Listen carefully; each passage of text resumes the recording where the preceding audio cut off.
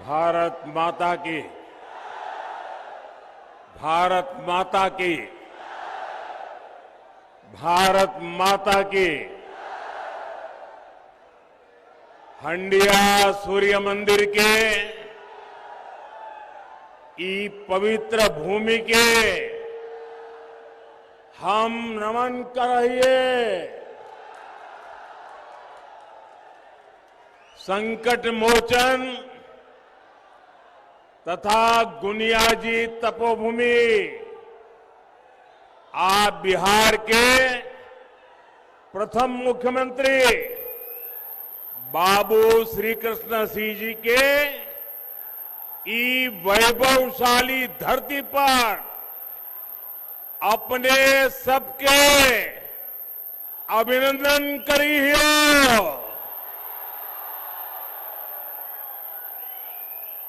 साथियों, ये मगही पान की धरती है और मैं तो बनारस का सांसद हूं। मगही पान और बनारस का संबंध हम लोगों से ज्यादा अच्छा अब कौन जानेगा। साथियों, नवादा हो, गयाजी हो, नालंदा हो, औरंगाबाद, जहानाबाद, अरवल हो, यहां अद्भुत सामर्थ्य है।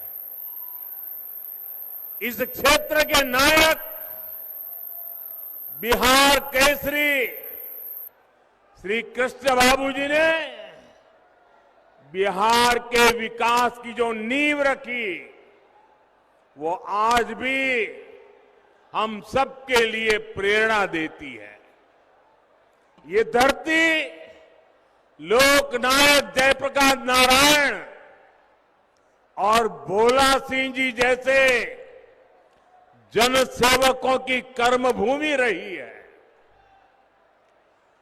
मगध की मिट्टी ने इतिहास में अनेक महान संतानों मां भारती को दी है।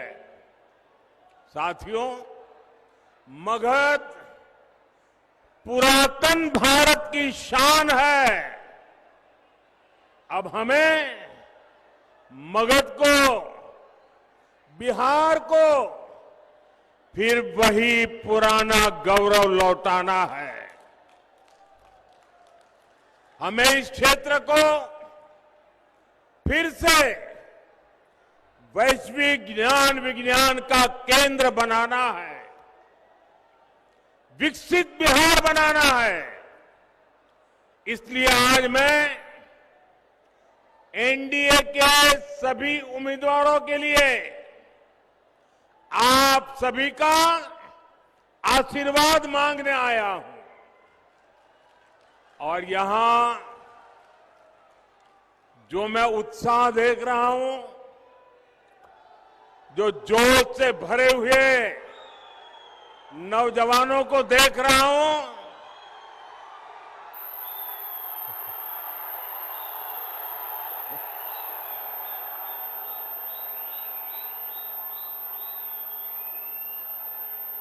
उसका एक ही संदेश है, फिर एक बार एनडीए सरकार, फिर एक बार, फिर एक बार, फिर एक बार, फिर एक बार बिहार में फिर से सुशासन सरकार। साथियों, यहां बहुत बड़े स्तर पर खेती किसानी होती है। अनेक परिवार पशुपालन से भी जुड़े हैं। आजादी के बाद की सरकारों ने छोटे किसानों के हितों को प्राथमिकता नहीं दी। इस वजह से छोटे किसान हमेशा संकटों से घिरे रहे। लेकिन ये मोदी है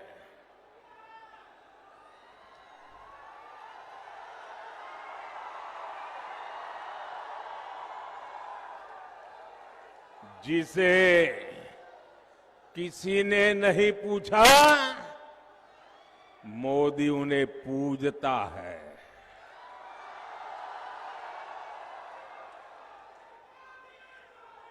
साथियों, बीते 11 वर्षों में हमारी सरकार छोटे किसानों को कृषि नीति के केंद्र में लाई है। आजाद भारत में पहली बार ऐसा हुआ है, छोटे किसानों के लिए बैंक के दरवाजे तक बंद थे। मोदी ने छोटे किसानों के बैंक खाते खुलवाए। आज किसान के उसी बैंक खाते में पीएम किसान सम्मान निधि का पैसा जमा होता है। यहां बिहार के किसानों करीब 30,000 करोड़ रुपए मिल चुके हैं। ये मैं आंकड़ा सिर्फ बिहार के किसानों का बताता हूं। और इतना ही नहीं, हमारे नवादा जिले का भी आंकड़ा हम सबका गौरव बढ़ाने वाला है। यहां के 2 लाख किसानों के खाते में 650 करोड़ रुपए जमा हो चुके हैं।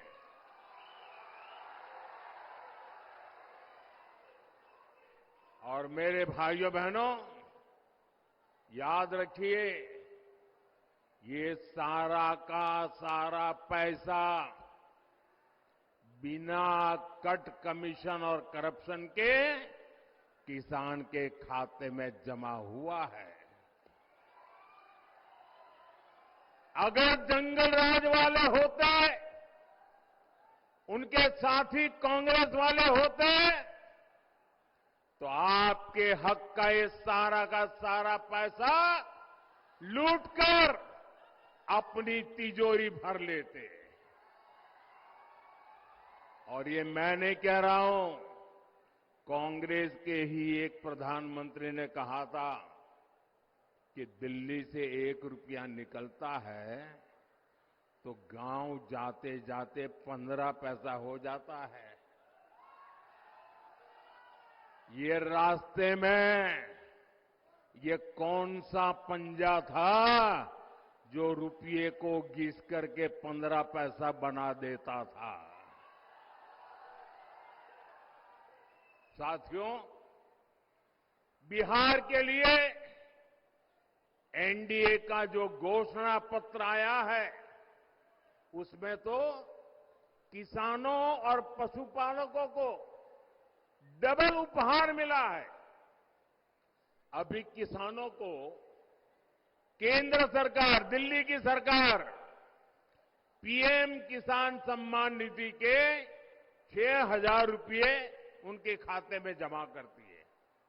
अब बिहार एनडीए ने ये घोषणा की है कि यहां फिर से सरकार बनने के बाद भारत सरकार जो देती है, उसके उपरांत 3,000 रुपये अतिरिक्त हमारे किसान साथियों को दे दिया जाएगा। साथियों, बिहार की इस मिट्टी ने आर्यभट्ट जैसे महान गणितज्ञ पैदा किए। बिहार की जनता का अंक गणित भी अच्छा है और सामान्य ज्ञान में भी उसका कोई मुकाबला नहीं है।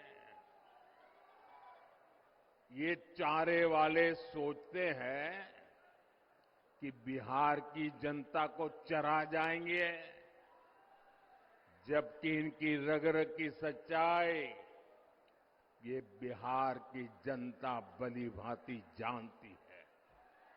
साथियों, आरजेडी हो या कांग्रेस, ये सिर्फ दो परिवारों के ही इर्द गिर्द सिमटी हुई पार्टियां हैं। एक बिहार का सबसे भ्रष्ट परिवार, दूसरा देश का सबसे भ्रष्ट परिवार। और इनके दो परिवारों में ही बड़ा घमासान छिड़ गया है। यहां एक जंगल राज के युवराज है, उन्हें लगता है कि कांग्रेस के युवराज की पदयात्रा ने उन्हें ही पैदल कर दिया है। और सोचिए, जंगल राज के युवराज को पैदल तो किया ही, सीएम पद के नाम पर कांग्रेस ने हामी तक नहीं भरी। इसके साथियों, आजकल ये दोनों दल एक दूसरे के बाल नोचने में लगे हैं। और तो खबर ये है कि हर बूथ पर कांग्रेस के लोगों ने आरजेडी को हराने की ठान ली है। आप देखिएगा, 11 तारीख को दूसरे चरण का मतदान खत्म होते ही कांग्रेस आरजेडी एक दूसरे का क्या हाल करते हैं, माथे फोड़ना शुरू कर देंगे।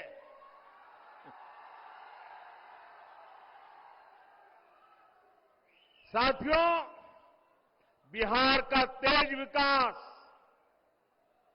एकजुट एनडीए ही कर सकता है। आज बिहार में नीतीश जी का शानदार नेतृत्व है, साथ में हमारे पूर्व मुख्यमंत्री मांझी जी है, उपेंद्र कुशवाहा जी है, मेरे युवा साथी चिराग बाबू है, दिलीप जायसवाल जी है, सम्राट चौधरी है, विजय सिन्हा है।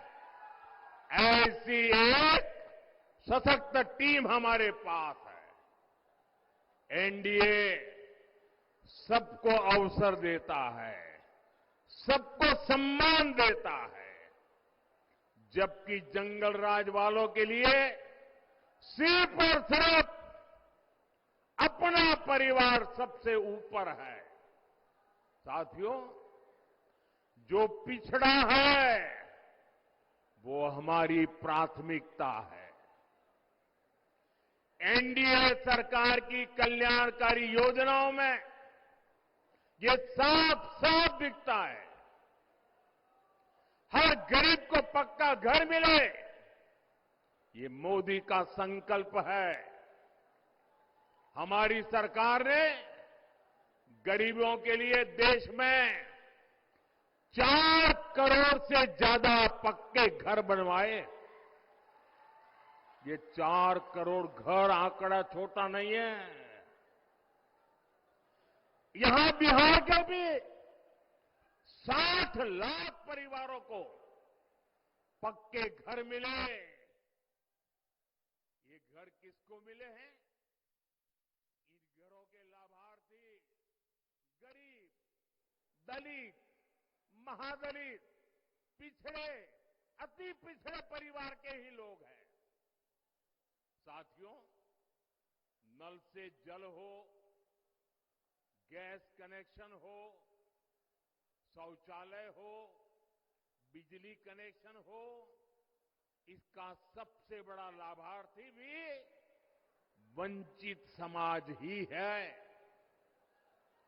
एनडीए सरकार मुफ्त अनाज और मुफ्त इलाज की भी सुविधा दे रही है, ताकि गरीब की, वंचित की चिंता कम हो।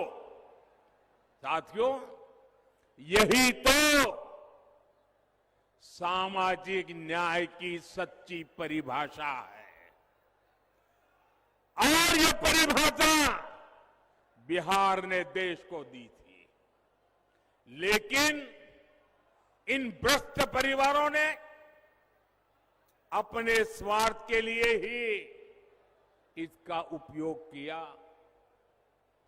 मैं बिहार एनडीए की टीम को बधाई दूंगा कि आपने सच्चे सामाजिक न्याय के संकल्प को लगातार मजबूती दी है। भाइयों और बहनों, मगध की इस धरती ने हर उतार चढ़ाव देखे हैं। मैं यहां के सभी नौजवान साथियों को बहुत सतर्क रहने के लिए कहूंगा। मेरे नौजवान साथियों, मेरी बात गौर से सुनिए और अपने परिवार के जो बड़े लोग हैं, जरा उनसे मेरी ये बात की चर्चा कीजिए। आप सोचिए, जब आपके दादा दादी, आपके नाना नानी ने श्री कृष्ण बाबूजी का दौर देखा था, उस दौरान बिहार नई उम्मीदों, नए भविष्य की तरफ आगे बढ़ रहा था। शिक्षण संस्थान बन रहे थे, छोटी बड़ी मिलें, फैक्ट्रियां लग रही थी, लेकिन अगली पीढ़ी यानी आपके दादा दादी, नाना नानी के बाद वाली पीढ़ी, मतलब कि आपके माता पिता, वो वाली पीढ़ी, और जब आपके माता पिता वाली पीढ़ी उनके जिम्मेवारी का समय आया, तो जो आपके दादा दादी, नाना नानी ने जो देखा था, वो सारे सपने आपके माता पिता के आते आते चूर चूर हो गए। क्योंकि तब बिहार में जंगल राज ने पैर रख दिए थे।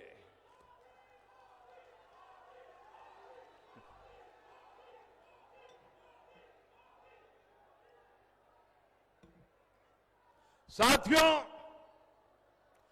आरजेडी के जंगल राज की एक ही पहचान थी, और जैसा ही मैं बोलूंगा, आप हर एक को लगेगा कि आपका मोदी सच बता रहा है।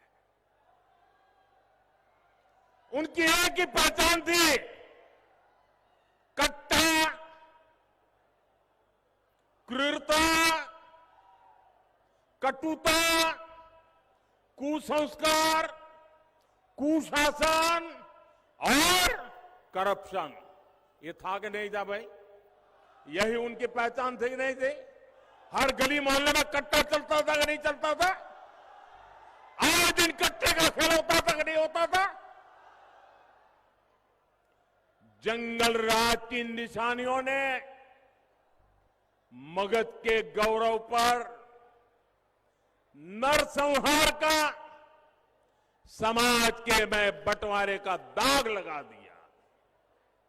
हालत तो यह थी, किसी कर्मचारी का वेतन बढ़ता था तो वो परेशान हो जाता था। ये दिल्ली में बैठे एयर कंडीशन कमरे वालों को समझ नहीं आएगा। अगर बिहार में किसी का वेतन बढ़ता था तो वो परेशान हो जाता था। क्यों? क्योंकि ज्यादा वेतन का मतलब था आरजेडी को ज्यादा रंगदारी देना। उस दौर में स्कूल वीरान हो गए, क्योंकि अध्यापकों के, उनके परिवारों के अपहरण होने लगे। माताएं बहनें जब तक रात शाम को ऑफिस का, स्कूल का समय पूरा होने के बाद वो दरवाजे के बाहर टिकट की नजर से देख रही थी, इंतजार करती थी कि मेरा बेटा बेटी सुखरूप शाम को घर लौट आए। जंगल राज के उस दौर में 10-20 नहीं, करीब करीब 37,000 37,000 अपहरण हुए थे। साथियों, नीतीश जी ने बहुत मुश्किल से बिहार को उस दौर से बाहर निकाला। आप बताइए साथियों, क्या आप, मैं नौजवानों आपसे पूछता हूं, मैं माताओं बहनों से पूछता हूं, आप मुझे बताइए, क्या जंगल राज को फिर से बिहार में लौटने देंगे? क्या जंगल राज को बिहार में आने देंगे? क्या आप कट्टा, दूनाली और रंगदारी के उस दौर को फिर से लौटने देंगे? साथियों, बिहार के लोगों ने दशकों तक जंगल राज के साथ ही नक्सली हिंसा का डबल अटैक सहा है। जब आपने 2005 में नीतीश जी की सरकार बनाई तो पक्का कर दिया था कि बिहार को जंगल राज से मुक्ति मिलेगी। और फिर जब आपने 2014 में मोदी को सेवा का मौका दिया तो ये पक्का कर दिया था कि बिहार को नक्सलवाद, माओवादी आतंक से भी मुक्ति मिलकर रहेगी। और हमने बिहार को माओवादी आतंक से मुक्त कराने के लिए दिन रात एक कर दिया। आजकल आप देख रहे हैं, सैकड़ों की संख्या में नक्सली लोग हिंसा का रास्ता छोड़ रहे हैं। देश का संविधान जीत रहा है, शांति प्रिय देश जीत रहा है। और शहरों में बैठे हुए ये जो अर्बन नक्सल है ना, वो उनकी रातों की नींद खराब हो गई है, क्योंकि वे भी अब ये आतंकियों का, कभी माओवादी आतंक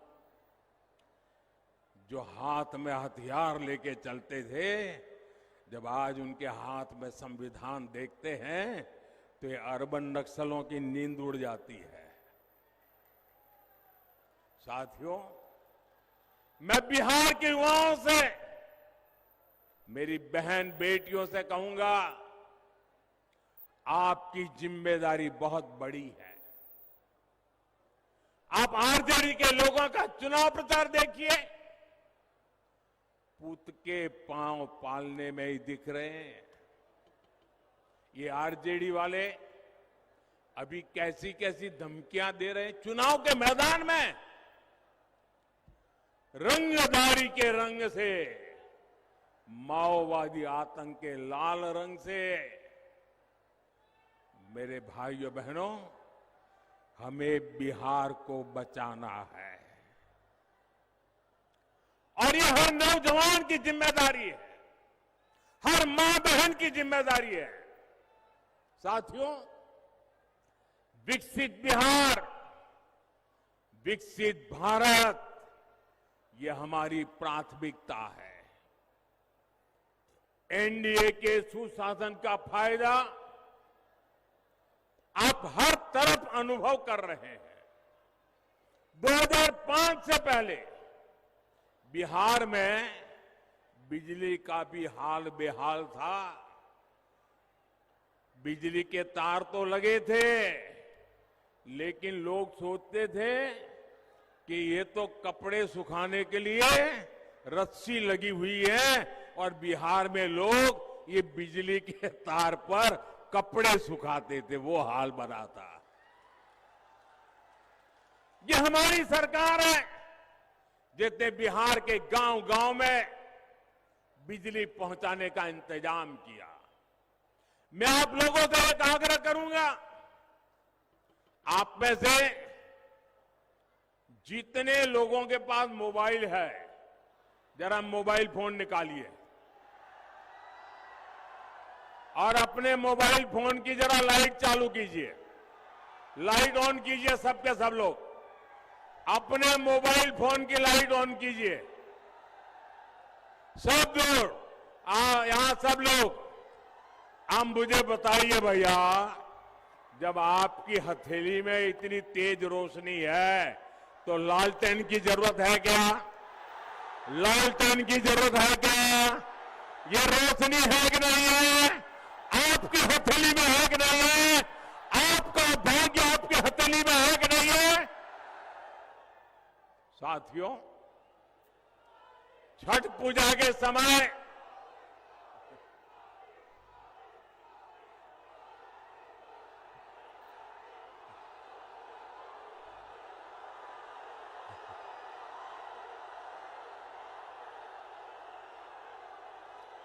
अब मोबाइल नीचे करिए भैया, आपका प्यार मुझे मंजूर है।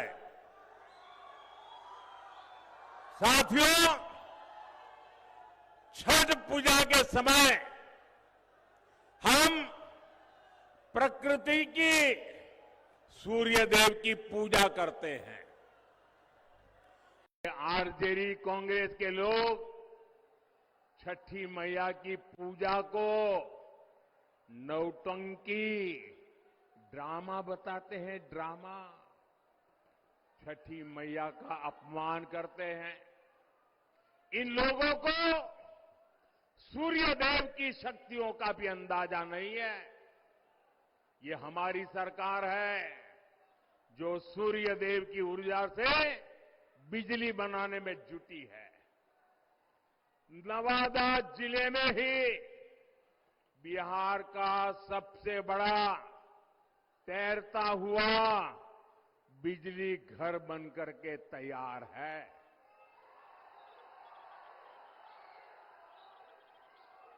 और जो दिल्ली से, बड़े बड़े शहरों से ये चुनाव की खुशबू लेने आए हैं ना, उनको भी मैं कहूंगा, जरा नवादा का ये तैरता हुआ सोलर प्लांट देख करके जाइए। लिखे या न लिखे, लेकिन देख करके तो जाइए।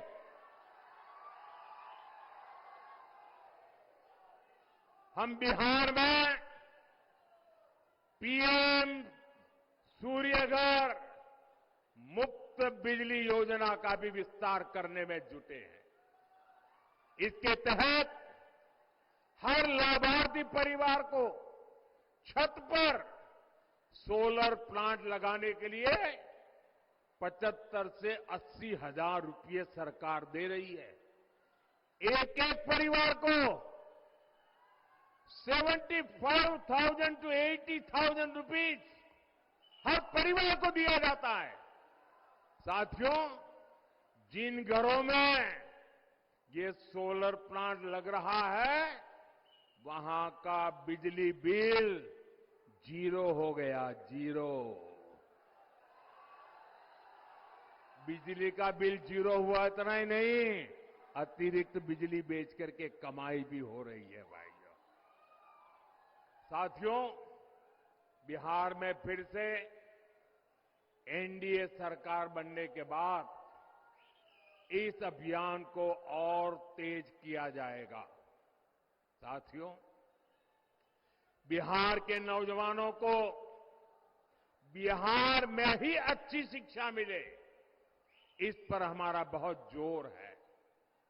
नीतीश जी के नेतृत्व में जो सुशासन आया है, उससे बिहार शिक्षा और कौशल विकास के केंद्र के रूप में उभर रहा है। आज बिहार में बहुत बड़ी संख्या में स्कूल, कॉलेज और इंजीनियरिंग कॉलेज बन रहे हैं। इसका बहुत बड़ा फायदा हमारे बिहार के युवाओं को हो रहा है। अब उनके सामने पढ़ने के लिए दूसरे राज्यों में जाने की मजबूरी नहीं है। साथियों, आने वाले समय में ये क्षेत्र अमृतसर, कोलकाता इंडस्ट्रियल कॉरिडोर का महत्वपूर्ण केंद्र होने जा रहा है। हजारों करोड़ रुपए का निवेश यहां होने वाला है। आने वाले सालों में यहां सैकड़ों उद्योग लगेंगे। बिहार का नौजवान, मेरे नौजवान साथियों, ये मोदी की गारंटी है, लिख लीजिए।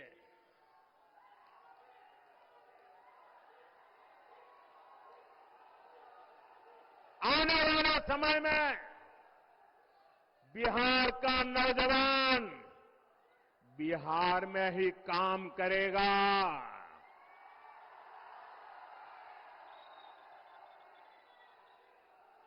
बिहार का नौजवान बिहार में ही काम करेगा, बिहार का नाम करेगा।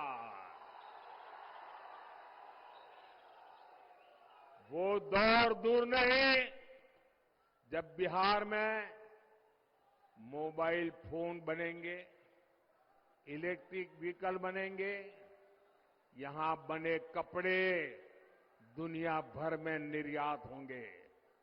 साथियों, मैं जब भी बिहार की धरती पर आता हूं तो सबसे ज्यादा यहां ऊर्जा, सबसे ज्यादा उत्साही हमारी बहनों बेटियों को देखने को मिलता है। आप बहनों की विशाल उपस्थिति बताती है कि अब बिहार की महिलाएं प्रगति की सच्ची शक्ति बन चुकी है।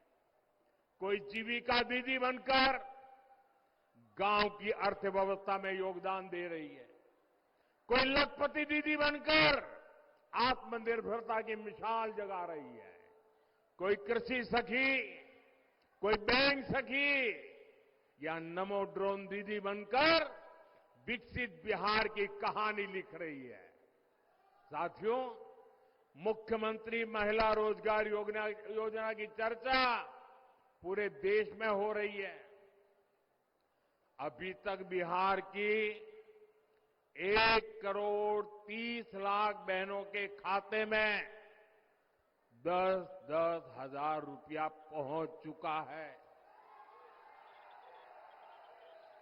1,30,00,000 बहनों के खाते में एनडीए के घोषणा पत्र में इसको लेकर भी बहुत बड़ी घोषणा की गई है। मैं आप सभी बहनों को भरोसा देता हूं, मैं बिहार की सभी माताओं बहनों को, महिलाओं को भरोसा देता हूं, हमारी सरकार कदम कदम पर आपके साथ खड़ी रहेगी। साथियों, बिहार के पास संस्कृति की विरासत की भी बहुत बड़ी शक्ति है। ये क्षेत्र जैन परंपरा, बौद्ध परंपरा के लिए जाना जाता है। ये माता जानकी और लव कुश की धरती है। हम रामायण सर्किट के तहत तीर्थों का विकास कर रहे हैं। हम बौद्ध सर्किट के निर्माण पर निवेश कर रहे हैं। हमारा प्रयास यही है कि बिहार में ज्यादा से ज्यादा तीर्थयात्री आए, विदेशी पर्यटक आए। साथियों, पर्यटन के साथ साथ खेल भी रोजगार का एक बहुत बड़ा माध्यम है। बिहार देश में खेलों का एक बड़ा केंद्र बनता जा रहा है। बीते सालों में बिहार इंटरनेशनल स्पोर्ट्स मैप पे आया है। राजगीर में भी शानदार स्टेडियम बन चुका है। अब स्पोर्ट्स में भी बिहार के बेटे बेटी तिरंगे की शान बढ़ाएंगे। साथियों, 6 नवंबर के लिए अब कुछ ही समय शेष है। इस बार हमने देखा है छठ महापर्व के लिए पहले से कहीं ज्यादा साथी अपने गांव आए हैं। मैं उनसे आग्रह करूंगा क्योंकि लोकतंत्र में मतदान करना ये हमारा अधिकार भी है, हमारी जिम्मेदारी भी है। और इसलिए जो लोग बिहार आए हुए हैं और जिनका यहां की मतदाता सूची में नाम है, उन्होंने अपने इस अधिकार का पूरा उपयोग करना चाहिए। मतदान किए बिना वापस नहीं जाना चाहिए, मतदान करके ही अपने क्षेत्र में जाए। साथियों, विकसित बिहार के लिए आपका एक एक वोट बहुत जरूरी है। साथियों, आप इतनी विशाल संख्या में जो उम्मीदवार हैं, उनसे मेरी प्रार्थना है जरा आगे आ जाइए। सभी उम्मीदवार यहां खड़े हो जाइए कतार में। हाँ, खड़े हो जाइए। सब खड़े हो जाइए। हाँ, मैं आपको मिलना चाहता हूं। जरा थोड़ा पीछे हट जाइए, मैं आपको मिलकर के जाऊंगा। इतनी विशाल संख्या में हमारे साथियों को आशीर्वाद देने के लिए आप पहुंचे हैं। आपके आशीर्वाद इन सबको मिले, वे हमारे प्रतिनिधि बने और विकसित बिहार का सपना पूरा करें। दोनों मुट्ठी बंद करके मेरे साथ बोलिए, भारत माता की, भारत माता की, भारत माता की, भारत माता की। वंदे वंदे वंदे वंदे वंदे वंदे।